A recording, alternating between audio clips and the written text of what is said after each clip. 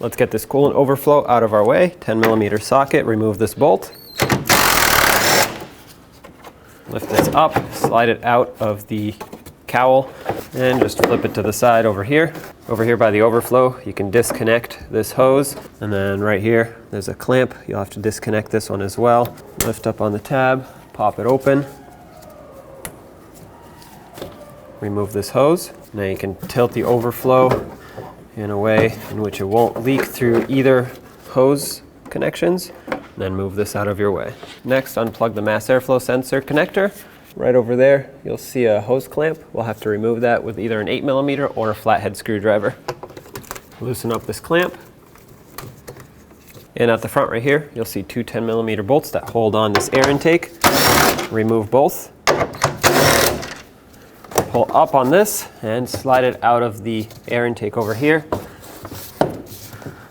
There we go, set this aside. Let's remove this harness for the mass airflow sensor off of the shroud. Set that aside. Pop this one off too. Follow it along to the driver's side. Remove it off of here as well. And thankfully there's a lot of slack in this harness. Looks like it has some extra wires here. But just push this to the side like this. I'm going to use a bungee cord to support it out of my way. Pull this hose out of the shroud. Let's remove the rest of this intake duct from over there on the throttle body. Use a flathead screwdriver and loosen up this clamp. Then we'll pull this right off. That'll just make some extra space here. That way we can pull the radiator fan shroud out of the way. Slide this off. Set that aside. Push this AC hose off of the shroud. Straight back like that. Let's unclip the radiator hose. Use a trim tool and pop it up. Push this out of the way. Now if you follow the filler tube and the dipstick tubes, there are a couple bolts here that we have to take out. The first one being this one right here for the oil dipstick tube, 10mm socket. Take that out. Now this can move around a little bit. Try not to bend it too much out of the way. The next one that we have to remove is that nut over there. So it holds the transmission dipstick tube in. Drop a 10mm socket on there and then try to break it free.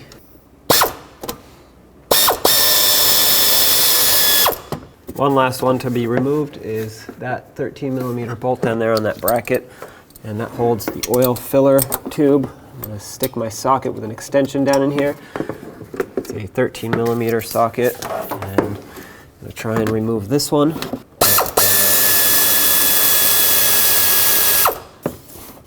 Get that bolt out. Now we can move all of these around as we need.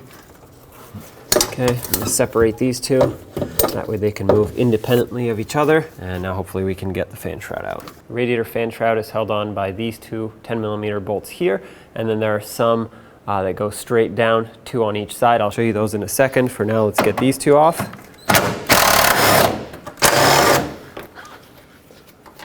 And the bolts I'm talking about, there are actually three on each side. My passenger side only has two, but there's one at the back there, one in the middle, and one right at the front here. They're all 10mm bolts, so with a long extension, I'll get those. And on this side, like I said, I have one missing, but there's still one at the front. So let's take all of them out. It's going to be really hard to show you, but I'll try my best. Take out these three bolts on the driver's side.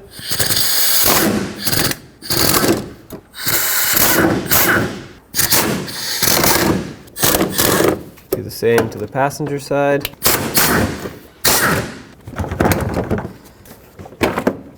Now you can take this fan shroud, pop it back and off of the radiator. Now we just have to fish it out of here. Push the dipstick tubes out of your way. Get it past this radiator hose. Slide it up and out. There we go. Now you can grab an extension and a 15mm socket, put it on the tensioner right here, and turn clockwise. That's going to release tension.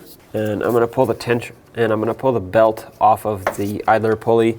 That way I can release my ratchet. Otherwise, if you pull it off of here, the belt's going to get stuck on your socket. So take that off, just like this. I'll show you the routing of the belt in a little bit. This is easier to do without the fan shroud in the way because you have way more room to work. Now from underneath you can see the AC belt tensioners. Stick a 3/8 tool in there, breaker bar, ratchet, whatever you have. Pull the belt off, let go of your tool, and remove the belt completely. There it is. Let's get the belt up here. Put it on the harmonic balancer first, then put it around the AC compressor. And then take your tool, take tension off of the tensioner, slip it over that pulley. Now before you take your tool away, just double check to make sure the belt is sitting where it needs to be. You don't want it to be off one rib anywhere, otherwise it'll break. There you go. Now let's put the belt on. It's going to be difficult to see what I'm doing here, so I'm just going to show you a diagram of the belt routing on the screen. So I'm going to take the belt and kind of fold it in half here, and I'm going to put this center part right onto the water pump, and then from here I'm going to take the upper half and slide it over the alternator underneath this idler pulley. Then on the other side, I'm going to slide it over the tensioner on this same side from the tensioner and from the water pump. This has to stay behind the fan, obviously, but it has to go down on the harmonic balancer onto the crank pulley. And I'm going to take it off of the alternator so I can get enough slack and put it onto the power steering pulley. Back down onto the alternator.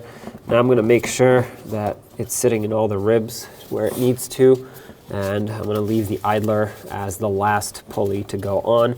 That's because it's smooth, it doesn't have any ribs, and it'll be easy to slip it on when it's ready to go on. So I'm making sure that it's sitting everywhere where it needs to be. Okay, it looks like it is. So now I'm going to grab my 15mm socket and remove some tension off of this tensioner so I can slip the belt onto the idler. I'm removing tension off the tensioner, slide the belt underneath the idler, apply tension or let go of your tool, and now I'm gonna go ahead and feel around to make sure that it's sitting everywhere perfectly. If it's not, if it's one groove off, as soon as you start the engine, it's gonna start cutting through the belt, so obviously that is not good. And on the crank, on the harmonic balancer, it's sitting perfectly. That's great. Let's get the fan shroud back in. Push the dipsticks out of the way. Pay attention to your radiator fins to make sure you don't damage them as you install the fan shroud.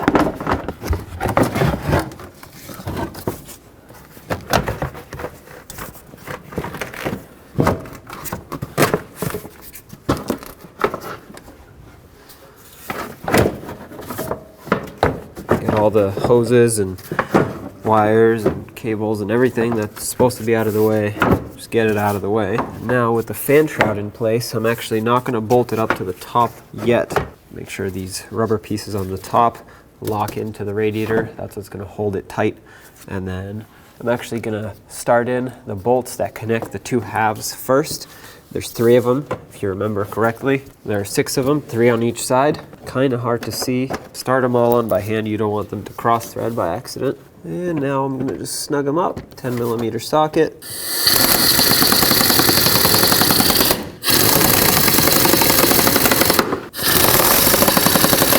Okay, let's do the same to the other side.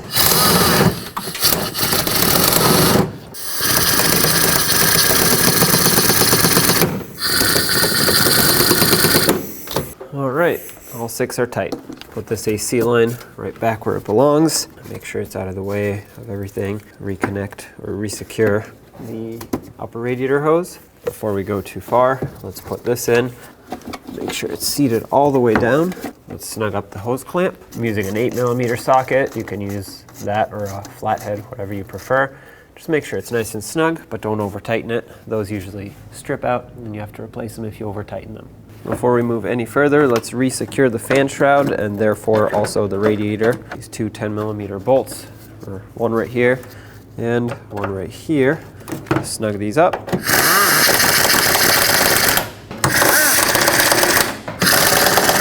Resecure any wires. Now take your air intake and let's line it up. Make sure it slides in over here and makes a nice tight connection. Once it's in, snug up the hose clamp so that it can be secured. At the front here, there were 2 mounting bolts. Line those up and start them in. Go ahead and plug in the mass airflow sensor connector. Make sure it clicks so it's nice and secure. This is going to be kind of hard to see, but I need to put the dipstick tubes back together, which means the transmission dipstick needs to actually go over the stud of the oil-filled tube. So I unlodged the oil filler tube from the valve cover, and you want to make sure, if you do this, try to get no debris in there. And that allows you to twist it in such a way in which you can hopefully get this stud underneath. Not sure why they didn't make it a bolt, but either way, there we go. Now those are put back together, so you can put the filler tube back in its slot. Grommet in the valve cover, so there we go. I pressed that back in. Grommet's still in. Dipstick or fill tube is down into the valve cover. Let's bolt it down. This one's not going to be easy. Let's bolt this down here. All right, let's snug it up with a 13mm socket. There we go. That's nice and snug. Up here, let's put a little 10mm nut on. Snug this up. Over here, let's reattach the dipstick tube with our little 10mm bolt. Make sure this is nice and snug. Take the coolant overflow. The hose that comes out the bottom here will go to the radiator. Slide it into the two slots up there. Push it all the way back. Set it down. And I'm just going to go ahead and start in the bolt. That way it stays in place here. I'll snug it up in a second. I'm going to connect the hose to the radiator.